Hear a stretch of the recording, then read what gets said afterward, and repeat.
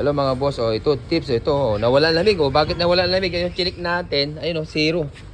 Walang ka-preyon, oh. Pag ganito na walang preyon, yung iba nagpapakarga. Siyempre, pag lalagyan mo yan, lalamig.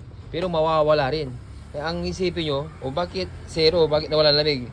Ang ano nyo, hanapin yung leak. So ito ginagawa namin, ililigtis natin yan. Ito yung panligtis natin mga boss, yan, oh. Nitrogen ang gamit natin. Yan, ganyan muna. Iniligtis muna namin sa ano, dito sa labas. Yan, pipresyoran natin yan. Tapos dito sabon. I-check natin dito sa mga hose, fittings, o-ring. O, ganyan ang proseso na paligtis namin. Pero pag wala kami makita dito sa labas na leak, 100% sa loob na yung leak niya. Kaya ang ginagawa na namin, pag ganyan, wala kami makita dito, general na ang ginagawa namin mga boss. Yan. Yan, ito yung gamit natin na panligtis natin. Ito yung napaka-importante sa atin, yung nitrogen natin mga boss. Dahan-dahan na pagligtis dyan mga boss.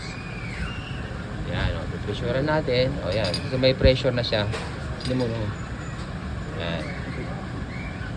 Okay, pressurean natin ng 200 PSI. Okay na yan, 200. Okay. Yan. Tapos, ililigtis natin ng mahiwagang sabon. Tignan natin yung mga hose, mga o-ring. Pag wala tayong makita na leak dyan, so saka natin isi-service na to.